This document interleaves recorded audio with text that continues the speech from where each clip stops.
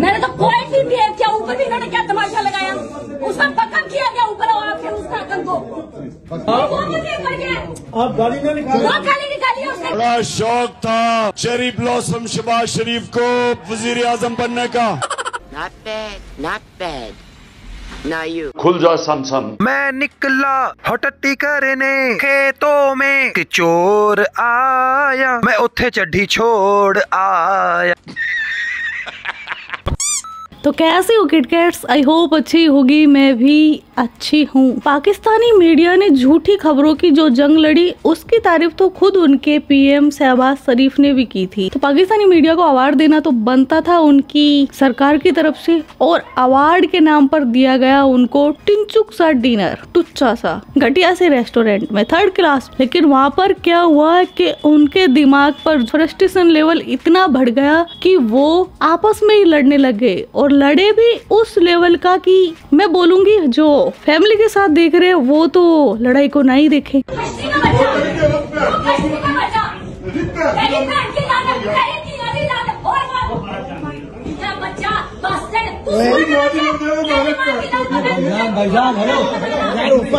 Secretary साहब बैठे, आप लोग मीडिया वाले हो, क्या हो गया? जाके बताना सुपर के लेने और देने वाली बातें इधर नहीं चलेगा।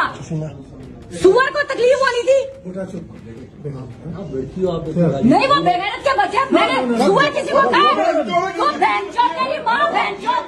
आप चुप करें। मैं क्यों चुप करूँ? मैं चुप रहता हूँ। क्या कहते हैं सुअर के बच्चे? मैं सुअर किसी को कह रही हूँ?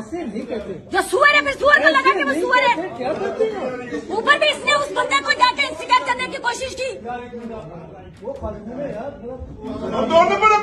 तेरी माँ को, तेरी बीवी को 2 नंबर धंधे में मैंने ही लगाया था, इसीलिए 2 नंबर हूँ।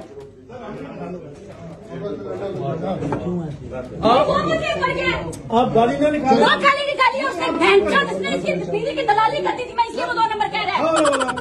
चुप करें। ऊपर मैंने तो कोई भी बिहेव किया, ऊपर भी इन्होंने क्या तमाशा लगाया, उसमें पकड़ किया गया ऊपर आके उसका आतंक को।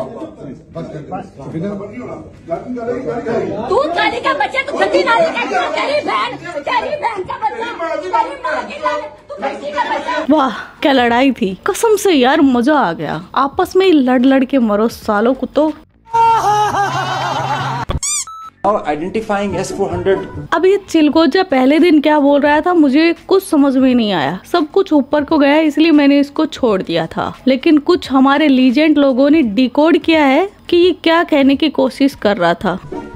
Attacking them is a easier part than identifying it on ground because it's mobile, it's a high value thing and you guard it. It's kind of a center of gravity. ये क्या है? It's kind of a center of gravity.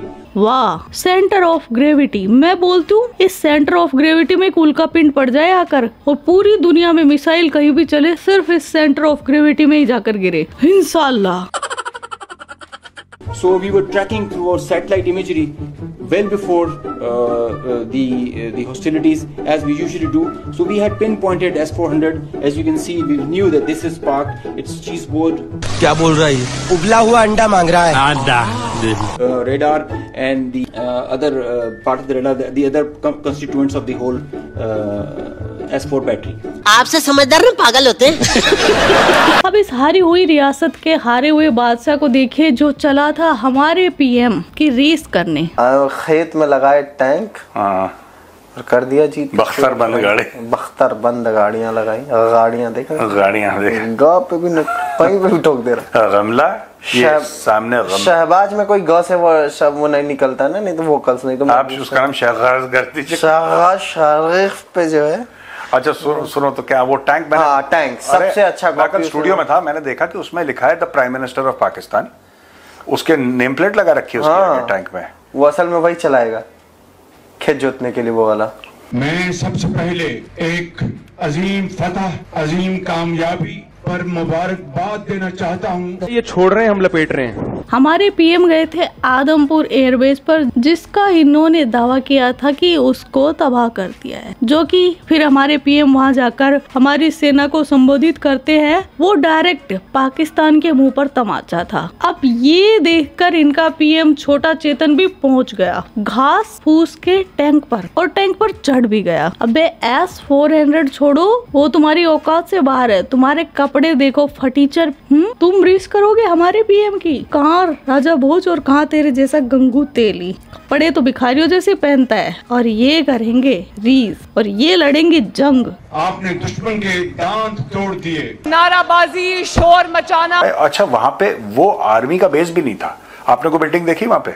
वो खेत था sir, वो खेत था। खेत के कोने में इन्होंने शामियाना लगाया, कैमोफ्लाज लगाए, वहां पे 2-3 होविट्जर लगाई, पीछे 2-3 ट्रक्स लगाए, और वहां पे टैंक खड़ा करा, और टैंक के सामने इसने स्पीच दे दी। क्या बोला कि मैं पसरूर और सियालकोट एयरबेस पहुंचा था, वहां पे जाके उसने ये सब स्पीच वगैरह दी है। और मतलब कॉपी भी किया तो स्टैंड वही होता है ना, आपने कहते हैं ना कि कॉपी करने के लिए भी अकल होनी चाहिए, नकल के लिए भी अकल होनी चाहिए। पर मुझे समझ में नहीं आया, I have not understood this. Hindustan ये समझता था कि कन्वेंशनल वॉर में पाकिस्तान हमसे बहुत पीछे रह गया है। हाँ भाई हाँ। इस जंग में आपने साबित कर दिया कि अल्लाह ताला के फजल करम से रवायती जंग में भी बेहतरीन मुकाबला कर सकते हैं। बैठ जाएं, गला थक जाएगा, बैठ जाएं। मैं जानती हूँ ये अंडर प्रेशर है, ये नहीं भी करना चाहते, इनको ये गंद करना पड़ता है ना अजीब सा असूल। आपने अभी तक पाकिस्तान आर्मी की चाटने वाला लाल टोपी देखा होगा, आप देखिए इस लाल टोपी को जो इनकी झूठ का पर्दाफाश कर रहा है। मैं कहता हूँ अगर इंडिया मर्जी से करे, वो 2 दिन में पाकिस्तान को डिस्टेबलाइज कर दे। हमारे पाकिस्तान में है क्या? पैसा इधर नहीं है, इकोनॉमी इधर नहीं है, कर्जों में हम डूबे हुए हैं, सियासी इस्तेकाम इधर नहीं है, कोई माशी इस्तेकाम इधर नहीं है, इदारों के आपस में लड़ाइयाँ देखें, सुप्रीम कोर्ट फौज से लड़ रही है, फौज सुप्रीम कोर्ट से लड़ रही है, पुख्तनख्वा में देखें पुलिस और फौज आमने सामने। इस मुल्क को डिस्टेबलाइज करने के लिए इंडिया को अफगानिस्तान की जरूरत है? नहीं, अगर इंडिया चाहेगी वो 2 दिन में इसको डिस्टेबलाइज कर दे। हम किस नींद में बैठे? लेकिन ये सब सुनकर भी इस छोटे चेतन की डिठाई में कोई कमी नहीं आई। तकनीकी लिहाज से जिस तरीके से आपने ये जंग लड़ी है, वो मैं समझता हूँ कि एक्सपर्ट्स आइंदा कई सालों तक इसके ऊपर बड़े-बड़े आर्टिकल्स और बड़ी-बड़ी किताबें लिखेंगे। तुम भी लिख लो कुछ। उसके लिए मेरे पास मौजूद अल्फाज नहीं कि मैं किस तरीके से बयान कर सकूं। मैं ये कहती हूँ कि लानत है इन पर। इस पूरी जंग की प्लानिंग जनरल शहीद आसिम मुनीर ने की। इनको इंशाल्लाह ताला हम अपनी परफॉर्मेंस से मात देंगे। कैसे? मैं उसका जाती तौर पर गवाह, क्योंकि उन दिनों में दिन रात मेरी इनसे फेस टू फेस मुलाकात होती थी। अब ये यह साबित करना चाह रहा है कि जो इनका आर्मी चीफ है उसने जंग की प्लानिंग की। नहीं, वो जंग की प्लानिंग नहीं करेगा तो क्या कद्दू छिलेगा, गुया के खेत में जाकर लहसुन छिलेगा, जलेबी तलेगा हलवाई की दुकान पे जाके? भाई वो तुम्हारा आर्मी चीफ है, वो जंग की प्लानिंग ही करेगा। और इसमें तुम सबूत देकर क्या साबित करना चाह रहे हो? इसका मतलब पक्का है कि वो तुम्हारी भतीजी की गुफा में छुपा बैठा था, जो तुमसे डेली फेस टू फेस मिलता था, और भतीजी से तो पता नहीं क्या से क्या मिलता होगा। कुछ ज्यादा हो जाता हूँ मैं यार, इधर उधर निकल जाता हूँ। कहा ना जी कि हम आपका पानी बंद कर देंगे। हम मतलब कि ये जो सिंध तास, ये जो अपना इंडस ट्रीटी वाटर है, इसको हम खत्म कर देंगे। मैं आपको लिख कर देता हूँ, जमानत देता हूँ कि 15 साल बाद आप पानी की बूंद बूंद को तरस रहे होंगे। पंजाब स्पीकर साहब आप इधर देखिए, उधर छोड़ दें। मैंने 5 साल यही करना है, छोड़ दें। हाँ, ये कर लो पहले।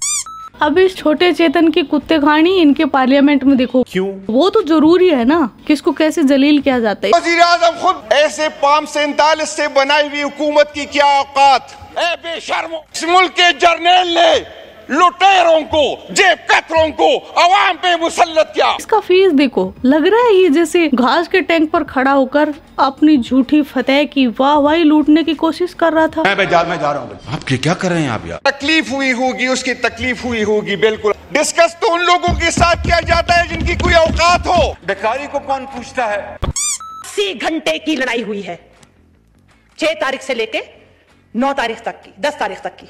अब इस खालाजान को सुनो, लगता है इसको अभी बवासीर हो गया है। 80 घंटे की लड़ाई हुई है। उस 80 घंटे की लड़ाई में भारत के 95 अरब, एक रफ एस्टिमेट के मुताबिक 95 अरब डॉलर्स तय हो गए हैं। अरे बाबा! और उनमें से जो 70 बिलियन डॉलर हैं वो सिर्फ अल्हम्दुलिल्लाह पाकिस्तान ने अल्लाह की मदद और नुसरत से पिछले सिर्फ 6 घंटे में, बुनियानुल मरसूस के 6 घंटे के अंदर 70 बिलियन डॉलर भारत के तय हो गए हैं। और ये पाकिस्तान ने बता दिया था कि अगर आप भी ना समझे तो अगली बारी तुम्हारी इकोनॉमी की है। गांजा गांजा। और ये वही इकोनॉमी थी, उनको अंदाजा हो गया कि जो फौज सिर्फ 6 घंटे में 70 बिलियन डॉलर उड़ा रख सकती है। इतने पैसे तो शायद कभी ख्वाब में मेरे देखे हो। वो जब अडानी और अंबानी की एम्पायर्स के ऊपर हमला करेंगे तो क्या होगा? यही वजह थी कि भारत रोता पीटता ट्रम्प के पास पहुंचा, रोता पीटता सऊदी अरब के पास पहुंचा, रोता पीटता यूएई के पास पहुंचा। ये अपने पीएम की हकीकत बता रही है कि कैसे वो गिड़गिड़ा रहा था ट्रम्प के पास जाकर कि बचाओ बचाओ के। कौमें तो वही तरक्की करती है, वो जीती जागती हूँ। अब इनके रेल मंत्री की सुनो, जिसका फोकस रेल से ज्यादा रील पर होता है। देखिए ना, फतह मेरे आंखों से भी नजर आ रही है, आपके चेहरे से भी नजर आ रही है।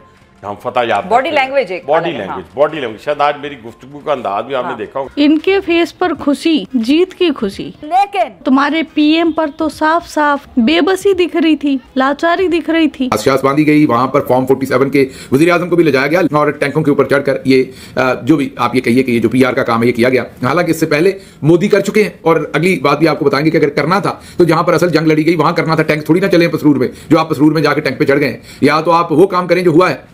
और एग्जैक्टली जो PR होती है वो ऐसे होती है कि हमने क्लेम किया था कि हमने उधमपुर बेस को तबाह कर दिया, किया होगा, कुछ ना कुछ हिस्सा नुकसान भी पहुंचाया होगा, लेकिन आप गौर कीजिए कि मोदी सबसे पहले उधमपुर ही पहुंचा और उसने वहीं पर पूरी बेस भी दिखाई पूरी दुनिया को और वहां खड़े होकर उन्होंने नारे भी मारे। ये होती है PR। ये कोई मैं उनकी बेजा तारीफ नहीं कर रहा, लेकिन मैं आपको सिर्फ ये बता रहा हूं कि इसको कहते हैं सटल मैसेजिंग। क्या उन्होंने जवाब भी दे दिया और कहा भी नहीं। जवाब ये दिया कि उधमपुर पूरी तरह से तबाह नहीं हुई, ये हम खड़े, हम जाके टैंक पे चढ़ गए, क्योंकि हमने टैंक को क्रेडिट देना है, हमने जहाज को नहीं देना। हमने हर सूरत तमाम का तमाम क्रेडिट जो है ना, टैंक में से भले को गोला फायर हुआ है इस दफा या नहीं, लेकिन क्रेडिट हमने टैंक के गले में डालना है। हमने किसी सूरत F-17 के गले में नहीं डालना है या रफीकी एयरबेस या किसी और एयरबेस पर नहीं डालना, वरना तो हम सारे मिलके जो स्क्वाड्रन लीडर थे उनके जनाजे पे चले जाते।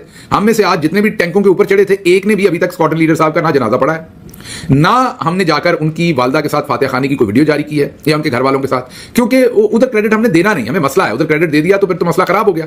तो इसलिए आज ये टैंकों के ऊपर हमने घास शास बांध के वहां पर हमने बाजू ऊपर करके नारे शारे फुल मारे। आखिर क्या कमाया, क्या कमाया, क्या कमाया? गवाया तो शायद बहुत कुछ, कमाया क्या ये समझ नहीं आ रही।